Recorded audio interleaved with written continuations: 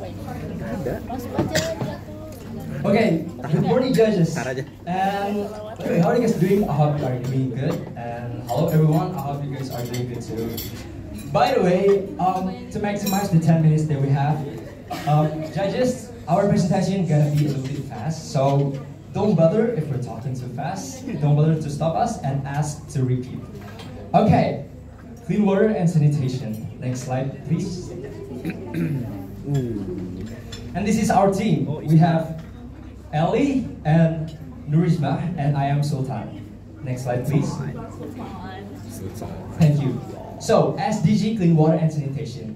What is the problem today? What is the main problem that we choose? And the answer is open defecation. Yeah? BAB sembarangan. Now, why we choose this thing is because there's a recent case in Indonesia where in natural tourist place, in hiking place, mountains, a group of people found a lot of feces in the river, in the land, and it's disgusting. Natural beauty is beauty, but the feces is ruining everything. So, let's read this. Belum memiliki WC, 16.000 kakak di Sukoharjo buang air di sungai. Now, this problem is big in Indonesia and also big in Southeast Asia.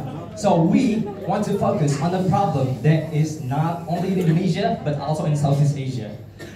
And why we chose this problem is because it's really sad that millions of people cannot have a proper or safe or sanitary places to do their job, to do their business, to just get out their feces, to defecate. So, we have problems. What is the answer? Next slide, please. I present to you Green Flush Connect. This project is a project about toilet compost. We want to spread a system of toilet compost in a lot of places.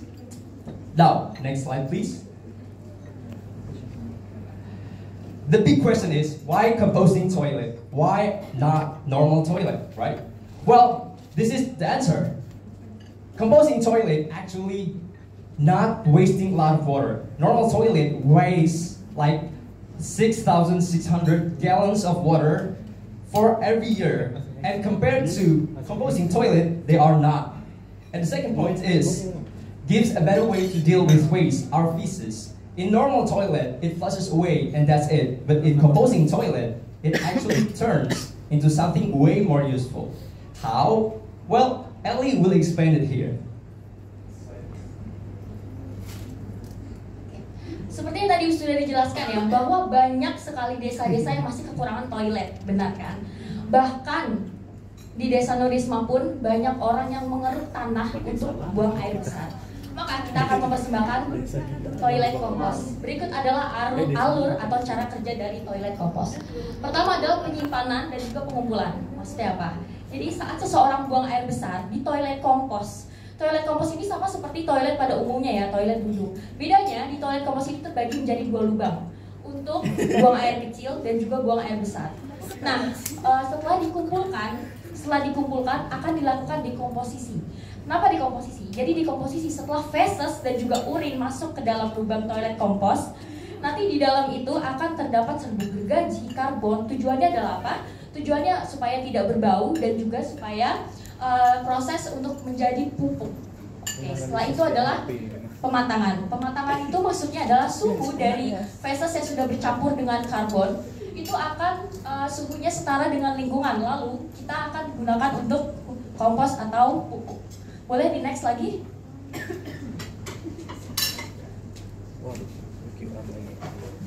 Now, composting toilet is only half of the project because the actual project is Green Flush Connect is an actual app that you can type, you can use, and you can click on it.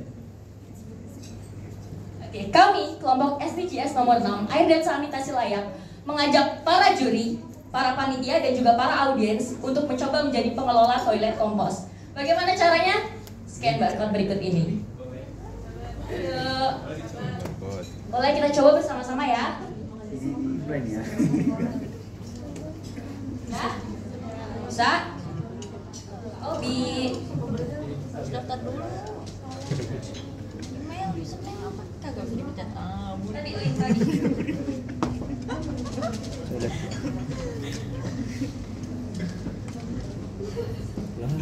Dia belum mencet apa-apa, udah bisa langsung daftar. Udah harus masukin dulu sebelum. Pertama, page pertama dari si Green Plus Connect.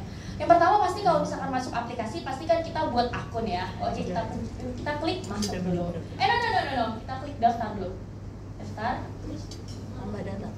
Oke, di daftar pasti kalau misalkan bikin app pasti harus butuh email dan juga kata sandi. Kita ke daftar lagi. Siapa yang bikin ini ya? Kita ke daftar lagi, kita membutuhkan nama lengkap, juga butuh NIK, butuh KTP atau identitas diri SIM atau lainnya.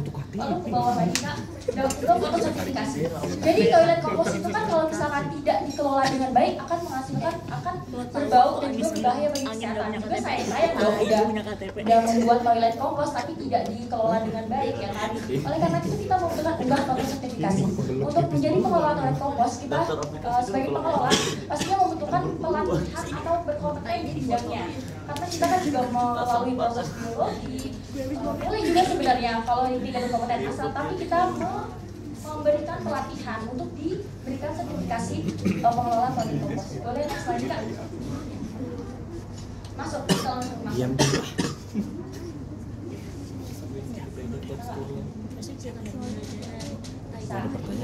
Oke, nah di sini setelah masuk kita akan ini. Nah, bagaimana sih cara aplikasi ini nyambung gitu loh ke toilet komposnya? Di sini akan ada sensor. Di toilet komposnya akan ada sensor. Sebentar dulu, pas kan setelah kita duduk, Ada warna hijau, warna kuning. saat kita duduk, sensornya itu akan nyambung ke aplikasi dan aplikasinya itu akan berbunyi dan aplikasi. Selain aplikasi. Green Plus sedang digunakan. Green Plus sedang digunakan. Green Plus sudah penuh, artinya proses dekomposisi itu harus dipindahkan ke tempat yang lain baru boleh digunakan oleh pengguna yang lain. Green Plus tidak terhubung, maksudnya tidak ada yang sedang memakai si toilet kompos ini. Boleh dilanjut ke hubungkan. Setelah kita menggunakan sensor untuk menghubungkan aplikasi dan juga si toilet komposnya, kita juga akan menghubungkan ke dinas lingkungan. Ke dinas lingkungan, kenapa perlu menghubungkan ke dinas lingkungan? Karena kan toilet kompos ini kita perlu bekerja sama dengan pemerintah ya untuk menyamaratakan gitu ke desa-desa yang memang membutuhkan toilet gitu kan. Nah, untuk boleh nggak klik dinas lingkungan? Nah, di sini pilih dinas lingkungan terdekat. Dan bolehkah ke laporan keuangan? Ini untuk laporan keuangan. Pasti kan sebagai pengelola kita kan perlu memelihara ya kan. Perlu juga melindungi barang-barang serbuk gergaji, karbon gitu. Kemudian boleh ke sini kak. Jadwal pemeliharaan. Jadwal pemeliharaannya itu kapan aja sebagai pengelola toilet kompos kita kan perlu memiliki timeline jadwal ya kan. Nah di sini ada nah bagaimana cara kita mendemonstrasikan ke warga-warga? Caranya dengan sosialisasi. Sosialisasi di sini juga kita sudah buatkan jadwal. Sosialisasi berupa penjelasan mengenai toilet kompos, bagaimana cara memakai toilet kompos seperti itu. Boleh langsung ke pesan. Setelah tadi kita hubungkan, ini akan ada pesan dari Kementerian Lingkungan Hidup dan juga Kelurahan. Nah, dari laporan keuangan itu kita bisa langsung kirim laporan-laporan tersebut ke kementerian, karena itu sudah terhubung ke sini. Nah, karena kita juga tentang air ya, banyak juga yang kekurangan air. Di sini kita buat peta persebaran di mana saja sih ada peta-peta air bersih. Di sini di aplikasi ini sudah ada titik-titik. Sebagai pengelola kompos kalau misalkan mau mencari atau warganya misalkan bertanya bisa langsung cek di aplikasi itu. Kemudian ke sini kak. Nah ini ada grafik penggunaan toilet kompos per harinya bagaimana berapa. Di sini untuk di pengelolaan ini ada artikel-artikel mengenai toilet kompos seperti bagaimana cara menjaganya, bagaimana cara membuang sisa-sisa, mengumpulkan pupuk yang sudah penuh gitu supaya bisa digunakan lagi. Oke, boleh. Next ini kak. Gue yang mau nanya. Ini juga bisa dipilih ya pilihan bahasanya mau bahasa apa. Jadi sebenarnya itu kita juga pengen membuka bahasa daerah juga karena kan memang paling banyak di daerah-daerah. Tapi pelan-pelan kita buat segini dulu. Oke, sekarang keluar. Oke, terima kasih. Selanjutnya dilancarkan oleh teman saya. Isma, let's go. Boleh skip ke short term plan. Nanya ini tuh. something interesting about our project is our short-term plan. 1. Building an app prototype, done.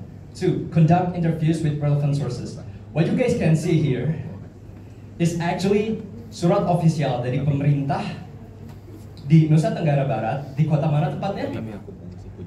Di Kota Bima, kota dekatnya Nurisma. Dan Nurisma Nusa Tenggara Barat. Nurisma telah melakukan wawancara langsung ke pemerintah daerah Kota Bima.